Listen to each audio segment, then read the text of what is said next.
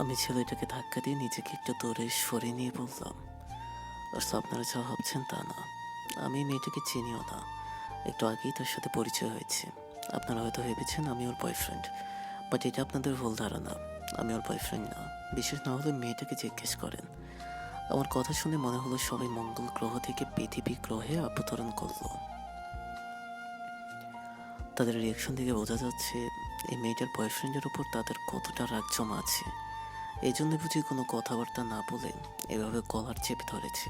একজন তো বলেই ফেললো, এই শালা মিথ্যা কথা বলতেছে, নিজেকে বাঁচানোর জন্য মিথ্যা বলতেছে। ওদের দুজনের এটা আগে থেকেই প্ল্যান ছিল, ধরা পড়লে এসব বলবে। ও যদি স্পিয়ার বয়ফ্রেন্ড নাই, তবে এত রাতে ওর সাথে বসে গল্প করছে কেন?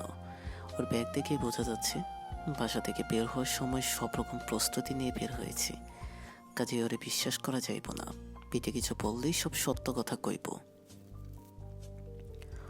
তাহলে মেয়েটার নাম স্পৃহা। মেয়েটার সাথে কথা বললেও তার নামটা জানা হয়নি।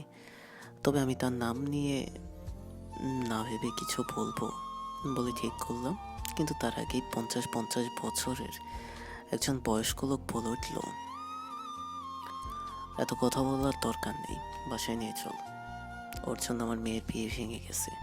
ছেলে পক্ষের কাছে আমার মাথায় হিট হয়ে গেছে। মেয়ে ভাগিয়ে নেওয়ার শাস্তি ওকে পেতে হবে। আমি আবারও বললাম, আপনাদের ভুল হচ্ছে, আমি সেই ছেলে নয়। আপনাদের মেয়েকে জিজ্ঞেস করুন। আমি না হয় বাঁচার জন্য মিথ্যা বলতে পারি, আপনাদের মেয়ে তো আর মিথ্যা বলবে না। তাই ওনাকে জিজ্ঞেস করুন, তাহলে সব ক্লিয়ার হয়ে যাবে, আপনাদের ভুলটাও ভেঙে যাবে। আমি মেয়েটার দিকে তাকিয়ে দেখলাম সে ভয়ে কাঁপছে। একটা মেয়ে নিজের বাবাকে এতটা ভয় পেতে পারে জানা ছিল না আমার। ভয়ের চোটে এই মেয়েটার মুখ দিয়ে কোনো কথাই বের হচ্ছে না। এই মেয়েটাকে অনেকবার বলার পরও সে কোনো কথা বলল না। মেয়ের বাবাকেও অনেক বোঝালাম, কিন্তু তারা আমার কথাগুলো বিশ্বাস করলো না। তাদের মেয়েকে ভাগিয়ে নিতে চেয়েছিলাম আমি, এটা মনে করি তারা আমাকে তাদের সাথে নিয়ে গেল। আমারও ক্ষমতা ছিল না এতগুলো লোকের কাছ থেকে নিজেকে ছাড়িয়ে নেওয়ার। তাই বাধ্য হয়েই তাদের সাথে যেতে হলো। অবশ্যই একদিক থেকে ভালোই হয়েছে আমার জন্য। এখন অন্তত থাকা খাওয়ার চিন্তাটা আর আমার করতে হবে না। যেখানে যাচ্ছি সেখানে নিশ্চয়ই থাকা খাওয়ার কোনো সমস্যা হবে না। মেয়ের পরিবার দেখে অত্যন্ত এটাই মনে হলো তার অনেক প্রভাবশালী এবং টাকা পয়সাওয়ালা কোনো কমতি নেই। তবে ওখানে যাওয়ার পর আমার কী অবস্থা হবে সেটা ভাবতেই ভেতর তাতে ভয় কাজ করছে। কারণ এই মানুষগুলোকে দেখে খুব হিংস্র মনে হচ্ছে। একটা অন্ধকার রুমে আমার আটকে রাখা হয়েছে। জানালা দিকে একটু একটু করে আলো বাতাস আসছে, তবে সেটা অন্ধকারকে গ্রাস করতে পারছে না। কিছু সময় পর কেউ একজন এসে দরজাটা খুলে আমাকে বাড়ির সবার সামনে নিয়ে গেল। বুঝতে পারলাম এটা যৌথ ফ্যামিলি। মেয়ের বাবা মা, চাচা চাচি, দাদা দাদি সবাই আমার দিকে কেমন করে যেন তাকিয়ে আছে। হয়তো তারা বিশ্বাস করতে পারছে না তাদের মেয়ে আমার মতো একজন ছেলের সাথে পালিয়ে যেতে চেয়েছিল। কিন্তু আসল সত্যতা তারা এখনো জানে না। আমার সামনে অনেকগুলো মানুষ দাঁড়ানো থাকলেও আমি স্পৃহা মেয়েটা বাদে কাউকে চিনতে পারছি না। আমার মনে হলো এবার হয়তো আমাকে কিছু বলার সুযোগ দিবে। আমি যে মেয়েটার কিছু হই না সেটা সবাইকে বোঝাতে পারবো। কিন্তু এমন হলো না। স্পৃহার বাবা আমার দিকে না তাকিয়ে স্পৃহাকে প্রশ্ন করতে লাগলেন। তিনি স্পৃহাকে বললেন, আমার পছন্দ করা ছেলেকে বিয়ে না করে এই ছেলেটার সাথে তুমি পালিয়ে যেতে চেয়েছিলে। তোমার পছন্দটা খুব বাজে।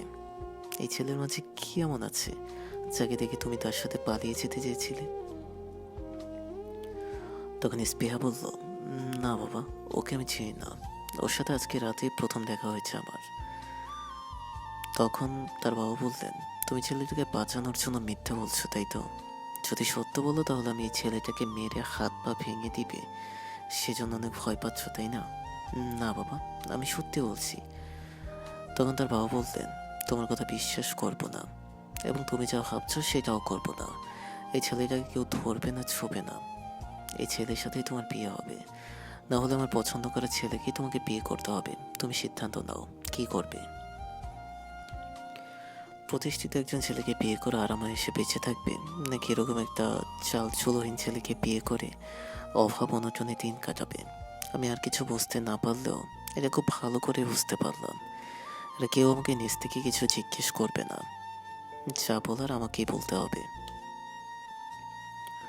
আমি তাদের বাপ মেয়ের কথার মধ্যে নিজেকে ঢুকিয়ে বললাম, আপনাদের সমস্যাটা কি, হ্যাঁ? নিজেরাই যা ইচ্ছে বলে যাচ্ছেন, আমার কথা শোনার কোনো প্রয়োজন মনে করছেন না। আর এই যে ম্যাডাম, আপনি এভাবে ভয়ে ভয়ে কথা বলছেন কেন? আর এই যে, আপনি কি বাংলা বোঝেন না?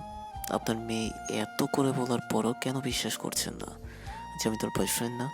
আর তাছাড়া আপনি বললেই তো আর আপনার মেয়েকে আমি বিয়ে করবো না। যাকে চিনি না চাই না তাকে বিয়ে করার কোনো প্রশ্নই আসে না। তো এইসব নাটক না করে আমাকে যেতে দিন।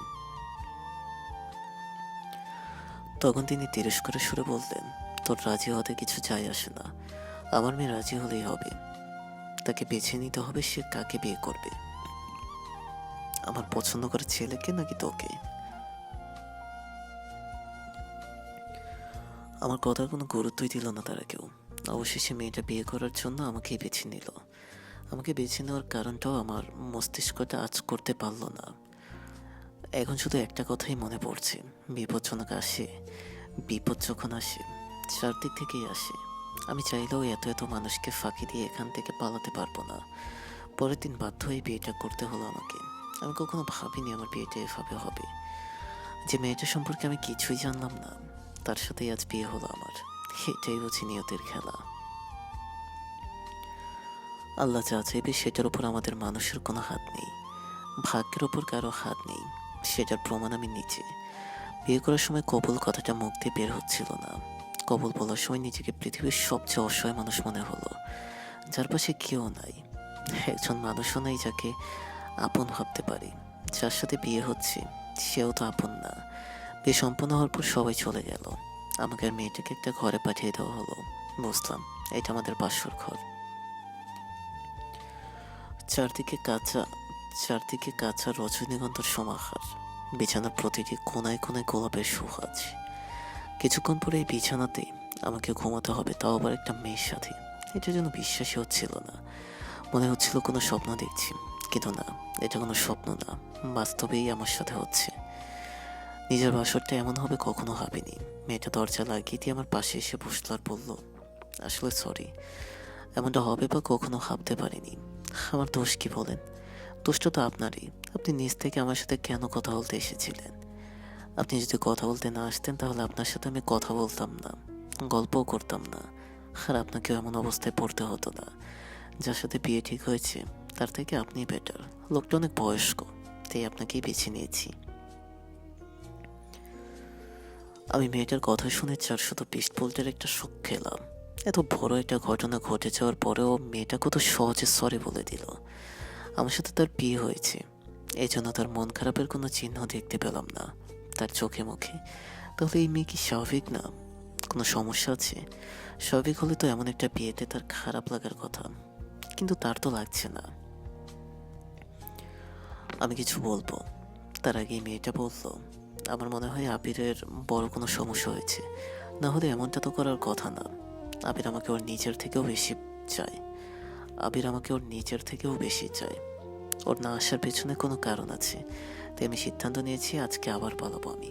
আপনাকে বিয়ে করার এটাও একটা কারণ। আপনি আমাকে সাহায্য করতে পারবেন, যেটা ওই লোকটা করতো না। সবাই ভেবেছে বিয়ে যেহেতু হয়ে গিয়েছে তাই আর আমাকে নিয়ে কোনো ভয় নেই। এই সুযোগটি আমি কাজে লাগাতে চাই। আমি তার কথা শুনে বললাম, পাগল নাকি আপনি? পালাবেন মানে? যদি পালাবেনই তাহলে বিয়ে করলেন কেন? আবার আমাকে বিপদে ফেলতে চাইছেন? আপনি চলে গেলে তো মনে হয় আমাকে আর বাঁচিয়ে রাখবে না। তখন মেয়েটা চাপা হাসি এসে বলল, হ্যাঁ ঠিক বলেছেন। আমার বাবা খুব রাগী মানুষ। বাসর ঘরে নিজের বউকে ধরে রাখতে পারেননি, পালিয়ে গেছে। এটা শুনলে নিশ্চিত আপনাকে মেরে ফেলবে। অনেক সময় পর মেয়েটা বলল, আপনার ব্যাগ কোথায়?